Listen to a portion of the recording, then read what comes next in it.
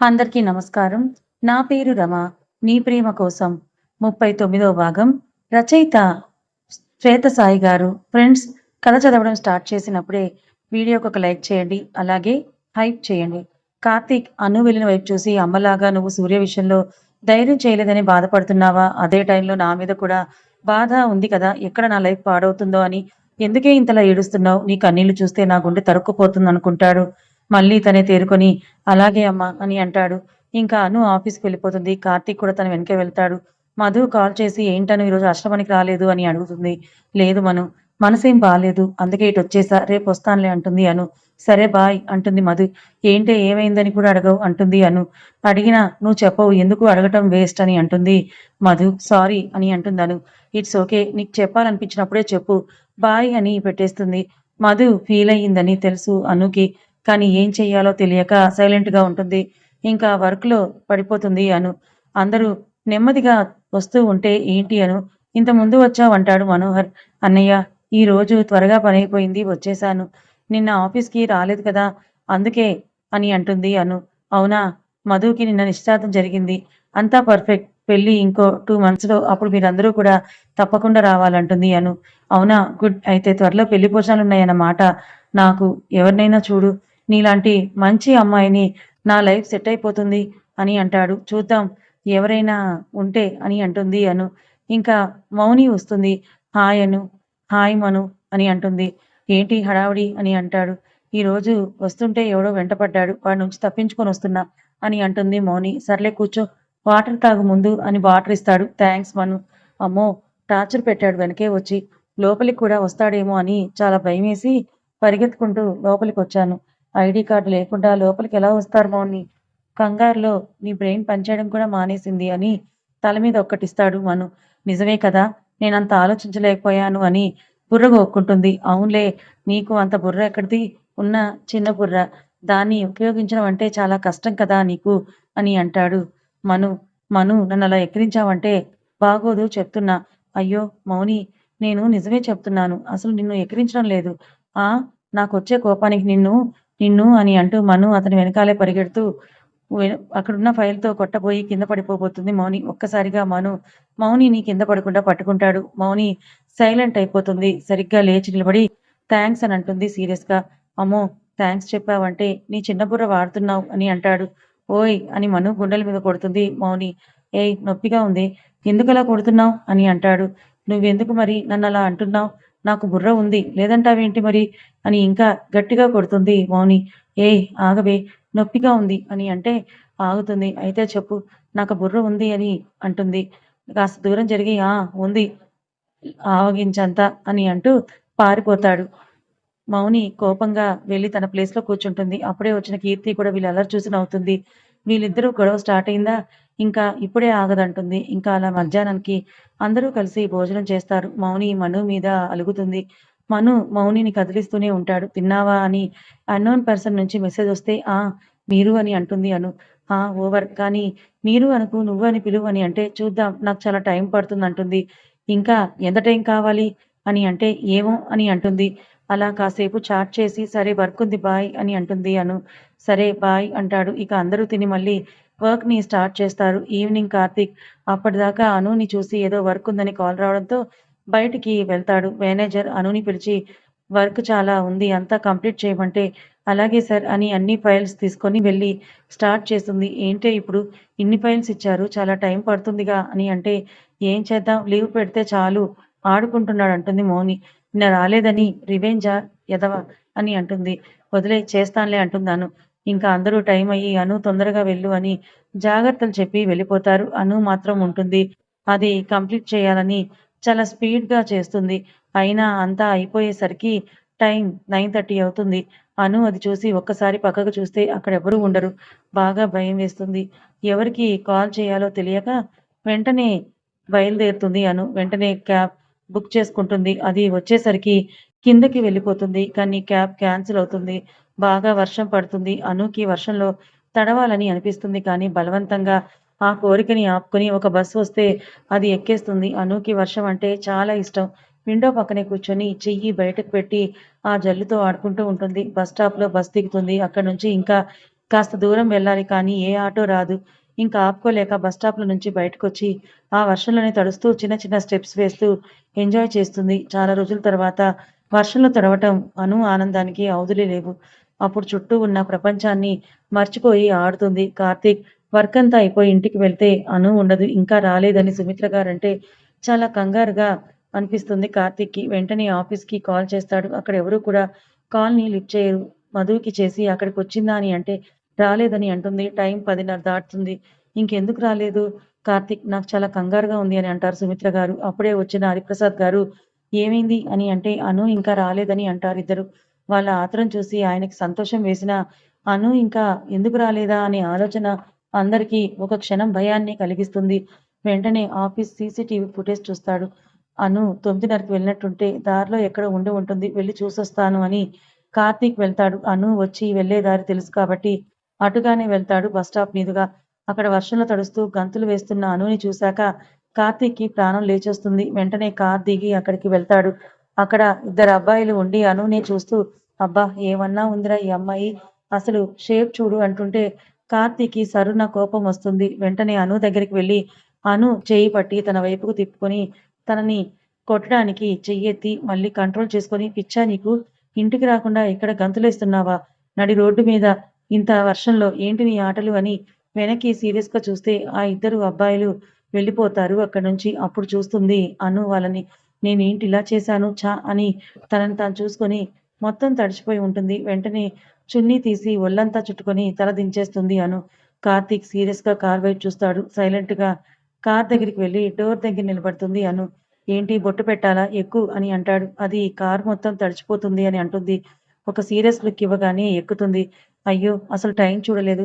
ఎవరికీ చెప్పలేదు. ఈ టైం దాకా ఉన్నాను ఛ! అని అనుకోని తల కొట్టుకుంటుంది. బాగా గట్టిగా కొట్టుకో అని అంటాడు కార్తీక్. అది సారీ వర్క్‌లో పడి టైం చూసుకోలేదని అంటుంది అను. అది ఓకే. ఈ గంతులేంటి? పిచ్చా? ఇలాంటివేవైనా ఉంటే ఇంట్లో వేసుకో. ఇలా రోడ్ మీద కాదు అని అంటాడు. అయ్యో! కార్తీక్ నా వల్ల కారంతా తడిచిపోతోంది. ఆపేయి నేను దిగిపోతాను అని అంటుంది. దిగి ఎలా వస్తావు? ఎగురుకుంటూనా? ఏమీ కాదులే కూర్చో అని అంటాడు. వర్షం తగలటంతో అను చున్నీ తీసి గ్లాస్ కిందకి అది పిండేస్తుంది. కార్తీక్ అనుని చూస్తాడు. మొత్తం ఒళ్ళంతా తడిచి ఎక్కడెక్కడ ఏమేమి ఉన్నాయో స్పష్టంగా తెలుస్తాయి. విండో వైపు తిరిగి చున్నీ పిండటంతో అను డ్రెస్ అంతా ఒంటికి అతుక్కుపోయి శరీరాకృతి మొత్తం క్లియర్‌గా తెలుస్తూ ఉంటుంది.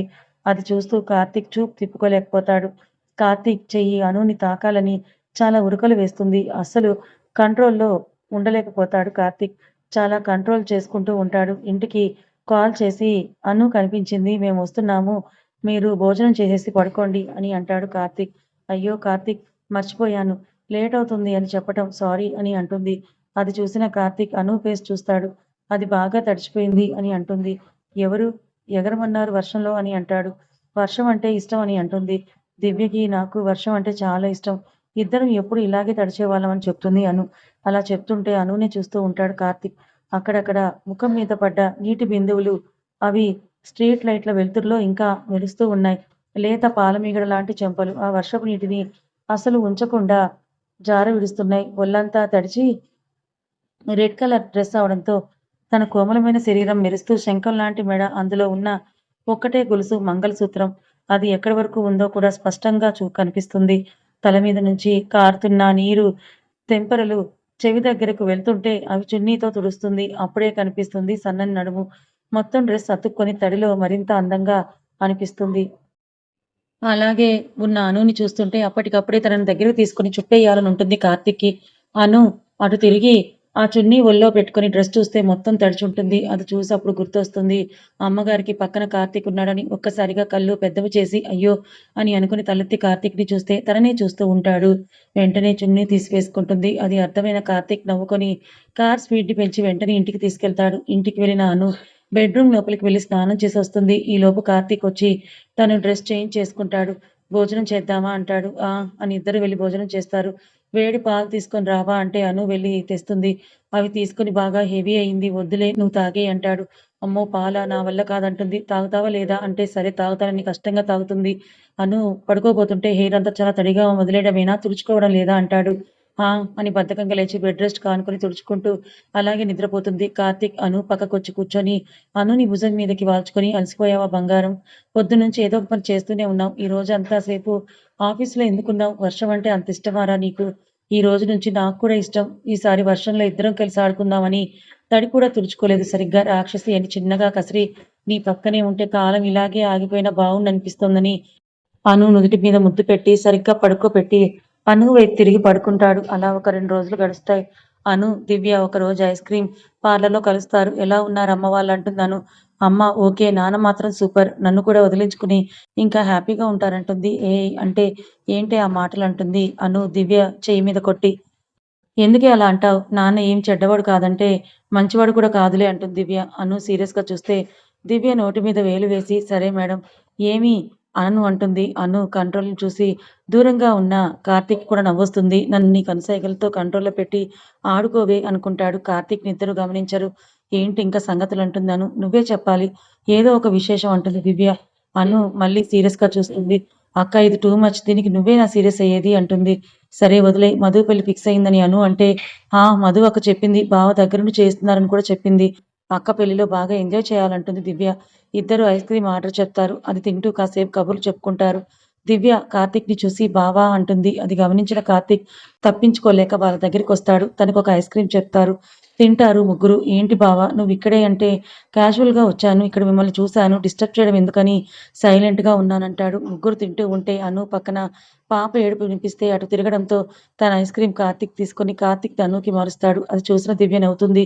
ఉష్ అంటాడు దివ్యని కార్తీక్. ఇంక ముగ్గురు వెళ్ళిపోతారు. ఒకరోజు అను సుమిత్ర గారి ఇంట్లో ఉంటే రేవతి వస్తుంది. అను వెళ్ళి రేవతి ఎలా ఉన్నావు? ఏంటి ఒక్కదానివే వచ్చావు? అని అంటుంది. వదినా అని ఏడుస్తుంటే ఏమైంది రేవతి అంటుంది అను. సుమిత్ర గారు ఏమైందిరా అంటారు. నేను అక్కడ ఉండలేను వదినా. నా వల్ల కాదంటుంది రేవతి. ఏమైంది రేవతి? ఎందుకని అంటుందను. అది వదినా అంతే. వాళ్ళతో నా వల్ల కాదు. నేనంటే విలువ లేదు అంటుంది రేవతి. ఏమైంది రేవతి అసలు? అంటారు సుమిత్ర గారు. రేవతి ఇంకా ఏడుస్తుంటే తర్వాత అడుగుదాంలే అత్తయ్య. ముందు వెళ్లి ఫ్రెష్ అయ్యిరా అంటుంది అను. రేవతి బెడ్‌రూమ్‌లోకి వెళ్తుంది. నేను తినడానికి ఏమైనా చేస్తాను తనకి అని అను కిచెన్‌లోకి వెళ్తుంటే అరుణ గారు అను అని అంటూ వస్తారు. అరుణ గారు లోపలికొచ్చి అను దగ్గరికొచ్చి నీ వల్లే అంతా. నీ వల్లే వద్దు వద్దంటే వినండి అని ఒప్పించావు పెళ్ళికి. ఇప్పుడు చూడు అది ఏడుస్తూ ఇక్కడికొచ్చిందంటారు. అది చిన్నత్తయ్య అసలేం జరిగిందంటే ఆపు అన్నీ నీ వల్లే. ఆ రోజు నువ్వు గోల చేయకపోతే ఇంకో మంచి సంబంధం వచ్చేది. అదైతే తను సంతోషంగా ఉండేది. రేవతి సంతోషం అని చాలా గోల చేశావు. అసలు ఇదంతా నీ వల్లే. ఆ రోజు ఆ 15,00,000 తీసుకొని ఎవరికో ఇచ్చేసావని ఆవిడ కొట్టబోతుంటే ఆవిడ చెయ్యి గాల్లోనే ఆగిపోతుంది. అప్పుడే అక్కడికొచ్చిన కార్తీక్ ఆవిడ దగ్గరికొచ్చి పిన్ని అని ఆవిడ చెయ్యి పట్టుకొని ఆపుతాడు. ఏమైంది? ఎందుకు అను మీద చేయి చేసుకుంటున్నారు అంటాడు. దానివల్లే నా రేవతి జీవితం నాశనం అయిందంటారావిడ. అసలు ఆ రోజు అలాగే డబ్బులు తీసేసింది. ఎవడికిచ్చిందో అంటారావిడ. పిన్ని అని పెద్దగా అరుస్తాడు కార్తీక్. అసలు తన తప్పేముంది? అయినా ఆ డబ్బులు మీకు నేనిచ్చేశాను కదా! నా ఇంటికొచ్చి నా భార్యని ఇలా ఎందుకంటున్నారు అంటాడు. ఇంతలో రేవతి వచ్చి, అమ్మా ఏంటి ఇక్కడికొచ్చి ఎందుకు గొడవ చేస్తున్నావు? అని అంటుంది. నేను నీతో రాను. ఇక్కడే ఉంటానమ్మా. నువ్వు వెళ్ళిపో ఇక్కడి నుంచి. వదినని ఏమైనా అంటే నేను అస్సలు ఊరుకోను అని బెడ్‌రూమ్ లోపలికి వెళ్తుంది. అసలు ఏమైందంటే చెప్పవు అని అడుగుతారు. అనుకి ఎవరిని కదిలించాలన్నా భయంగా ఉంటుంది. కానీ ధైర్యం చేసుకొని చిన్నత్తయ్య మీరు కంగారు పడకండి. ఏమైందనేది నేను కనుక్కుంటానంటుంది అను. ఆవిడ కాస్త సైలెంట్ అయ్యి అలాగే అని వెళ్ళిపోతారు. అను వెళ్లి రేవతికి టిఫిన్ తీసుకెళ్తుంది. ఏంటి మా ఇది? పిన్ని అన్ని తిట్టినా మళ్ళీ నేను చూసుకుంటానంటుందేంటి? కోపమే రాదా దీనికి? అంటాడు కార్తీక్. అదే చూస్తున్నాను కార్తీక్. అందరి గురించే కానీ తన గురించి ఏం ఆలోచించదు. ఎందుకు? పిచ్చిది కార్తీక్. నువ్వు అనుని ప్రేమిస్తున్నావు కదా! అంటారు సుమిత్ర గారు. ఆ! అవునమ్మా ప్రాణం కన్నా ఎక్కువగా అని అంటాడు. అను మీద ప్రేమ ఎప్పుడు పుట్టిందో కూడా నాకు తెలియదు కానీ, అదే నా సర్వస్వం అయిపోయిందమ్మా! మరి చెప్పేయొచ్చు కదా! అంటారు. సూర్యని ఇంకా ప్రేమిస్తోందేమో అనిపిస్తోంది కానీ, వాళ్ళ కోసం పెళ్లి అనే బంధం కోసం ఉంది ఇక్కడ అనిపిస్తోంది. అందుకే భయంగా ఉంది. అదే నిజమైతే తనని వదులుకోలేను. అలాగని బలవంతం చేయలేనమ్మా! అంటాడు కార్తీక్. కార్తీక్ అసలేదైనా ముందు మాట్లాడితేనే కదా తెలుస్తుంది. తనతో మాట్లాడు, అడిగి తెలుసుకో అని అంటారు సుమిత్ర గారు. అలాగే అమ్మా! అంటాడు కార్తీక్. అను వెళ్లి రేవతి దగ్గర కూర్చొని తనతో మాట్లాడుతుంది. ఏమైంది రేవతి? ప్లీజ్ చెప్పొచ్చు కదా అంటుంది. నాతో కూడా చెప్పవా అని అడుగుతుంది అను.